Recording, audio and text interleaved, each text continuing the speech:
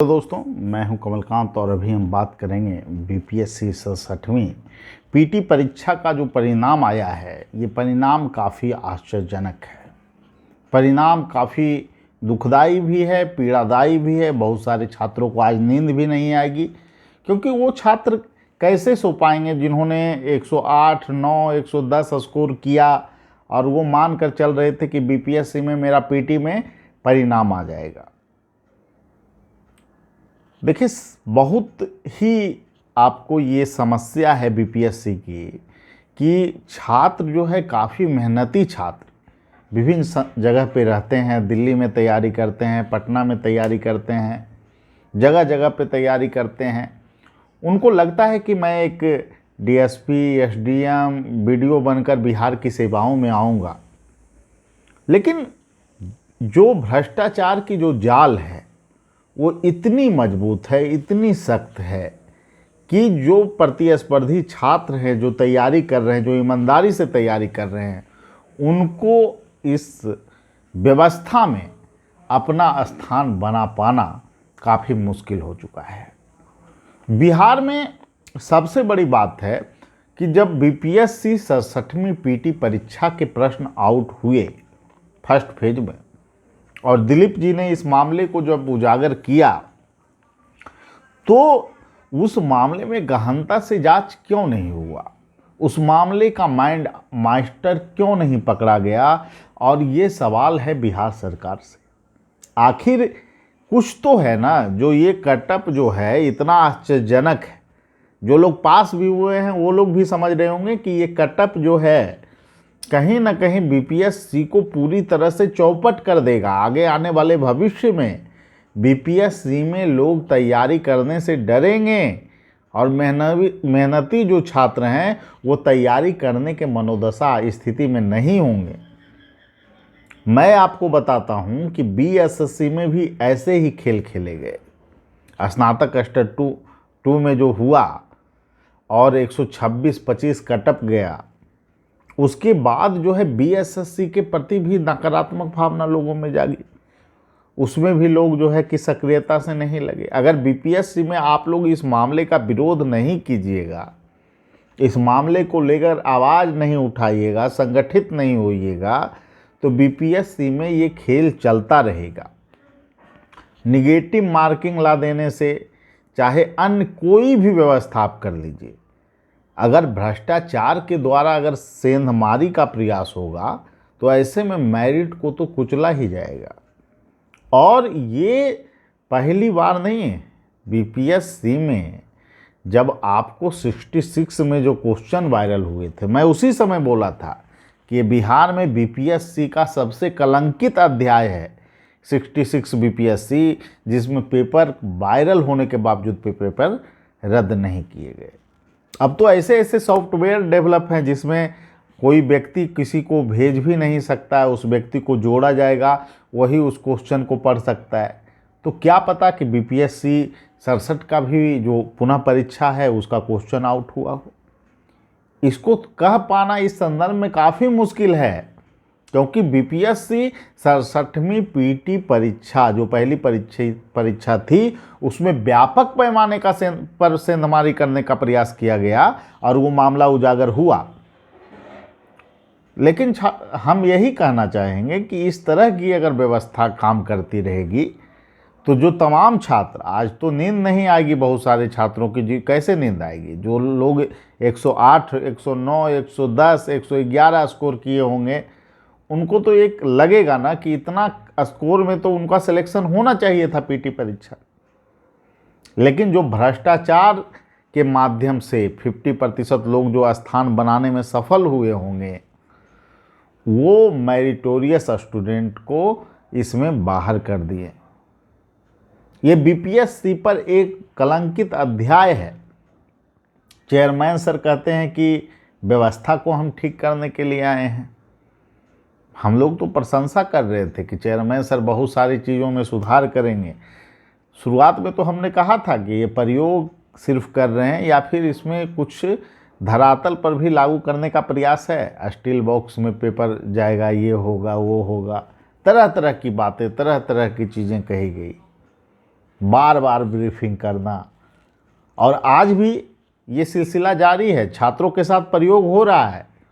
67वीं की मुख्य परीक्षा 29 दिसंबर को निर्धारित है, जबकि इस मामले में ही गहनता से जांच की आवश्यकता है कि ये पीटी का जो परिणाम है ये चौंकाने वाला कटअप कैसे है, कैसे ये कटअप चला गया, इतना ज़्यादा कटअप कैसे जा सकता है, इस पर विचार करने की आवश्यकता है, मंथन करने की आवश्यकता है। कहीं ना कहीं ये बहुत बड़ा लूप होल है, ये समान लूप होल नहीं है।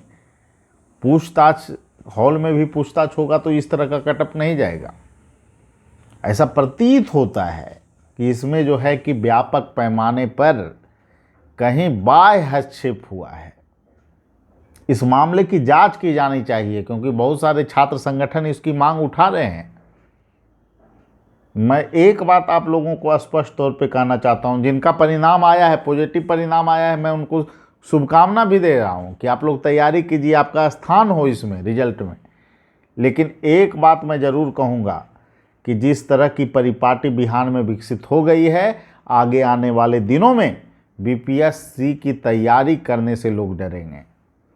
जिस तरह का व्यवस्था कायम किया जा रहा है, और ये कोई बहुत बड़ा गिरोह इसमें सक्रिय है। अब कौन है, क्या है, यह जांच का विषय है, इस पर जांच होनी चाहिए।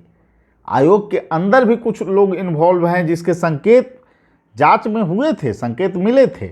आखिर उन पर कार्रवाई क्यों नहीं की गई, किसके इशारे पे कार्रवाई नहीं हुई? हम लोग तो बार बार बोलते हैं कि निष्पक्षता से जांच होनी चाहिए। 67वीं बीपीएससी में क्यों निष्पक्षता से जांच नहीं हुआ? क्यों कोई माइंड मास्टर बचा रह गया? और इस तरह का परिणाम, जो चौंकाने वाला परिणाम है, वह सचमुच आश्चर्यजनक है और छात्रों के भविष्य से खेलने का प्रयास है। अतुल प्रसाद जी जो चेयरमैन हैं, मैं चेयरमैन सर से कहूँगा कि इस मामले में जो आप प्रयोग करते हैं, ये छात्रों के हितों को आपने कहाँ तक संरक्षित किया, इस पर आप एक बार मंथन कर लीजिएगा। कभी 20, कभी 22, कभी डबल शिफ्ट, कभी फिर 20 दिन में परीक्षा हो गया। और जो परीक्षा हुए, क्या वो पारदर्शी ढंग से परीक्षा हुई? क्या आप जो है कि भ्रष्टाचार को खत्म करने की बात कर रहे थे कि साफ सुथरे वातावरण में परीक्षा लेंगे? तो इसका तो परिणाम और उल्टा हो गया है। 66 में जब करप्शन हुआ, आप खुद बोल रहे थे करप्शन हुआ, तो उस समय जो है कि कटअप 108 चला गया और आप कह रहे थे सारे लीकेज को बंद कर देंगे, ये कर देंगे, वो कर देंगे, और कटअप 113 चला गया। क्या समझे बिहार का युवा? कैसा चेयरमैन बीपीएससी को मिला है? और आप जिद पर अड़े रहते हैं कि मुख्य परीक्षा हम टाइम पे कराएंगे, ये कराएंगे, वो कराएंगे। आप पहले इस मामले की जांच कराइए कि ये कटअप इतना कैसे गया है, कहाँ लूप होल है, क्योंकि आगे आने वाले समय में आप 68वीं बीपीएससी का बात करते हैं। 68वीं बीपीएससी का औचित्य क्या है? अगर इस ढंग से व्यवस्था काम करेगी तो क्या न्यायोचित ढंग से लड़के पास करेंगे? क्या साफ सुथरे वातावरण में परीक्षा बीपीएससी की ली जा सकती है या नहीं ली जा सकती है? इस प्रकरण पे जांच की आवश्यकता है, व्यापक जांच की आवश्यकता है। निश्चित रूप से छात्रों के साथ अन्याय हुआ है।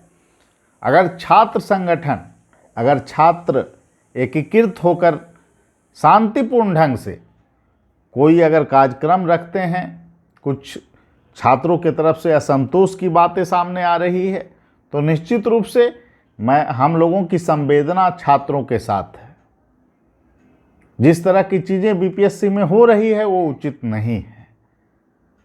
और मैं यही कहूँगा कि व्यवस्था की बुनियाद पर अगर भ्रष्टाचार को जन्म दिया जाता है तो ये बिहार का दुर्भाग्य माना जाएगा। और जिस तरह से चीज़ें चल रही है उसमें बदलाव की आवश्यकता है। और निश्चित रूप से छात्र जिस तरह मजबूर हैं इस सिस्टम के आगे, उसमें सुधार की आवश्यकता है। और इसके लिए छात्र, जो भी छात्र हैं जिनको दुख है, दर्द है, जो तकलीफ़ में हैं, मैं उनसे एक ही बात कहूँगा, आप लोग एकीकृत होइए इस सिस्टम के खिलाफ।